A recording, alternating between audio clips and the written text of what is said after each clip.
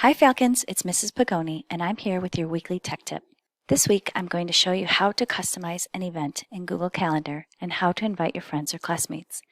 This week's tip is awesome for group projects and social gatherings. You'll need to start in Google Chrome, or you can download the Google Calendar app to your phone. Head to your waffle and go to your calendar. In order to create an event, head up to the Create button on the left-hand side of the screen. From here, you're given a few options in a small pop-up box. But if I want to customize this event and make it really specific, I should click on More Options. When I do so, more options appear on the screen. I'm going to pretend that I'm creating a meeting between myself, Mr. Drover, and Mr. James. Let's call it Planning Meeting for March Tech Tips. I have lots of options. I can choose a date. I'm going to choose Friday, February 21st. I can choose a time. Let's make this meeting start at 9 a.m. and last for 1 hour. I could choose to make the meeting all day, and I could make it repeat every Friday, monthly on the third Friday, etc. You have lots of options. Details. I'm going to add the location to be the Wheaton North LLC.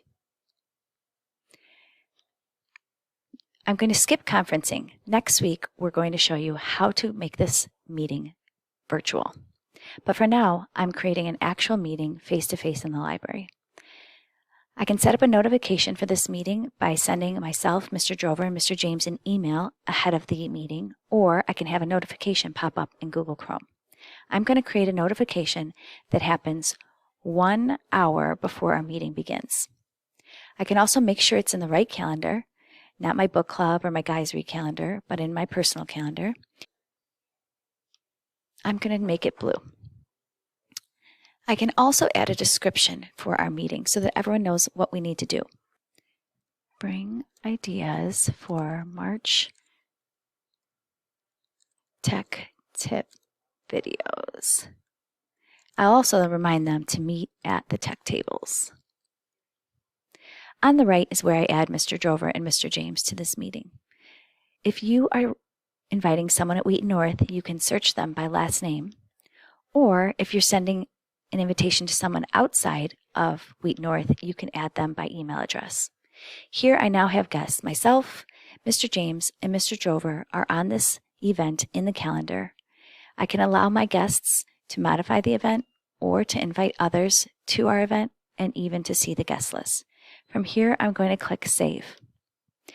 Google Calendar asks me if I'd like to send Mr. Drover and Mr. James an email to invite them to this meeting. I can either dismiss that, not send it, or send them an email, which I will do.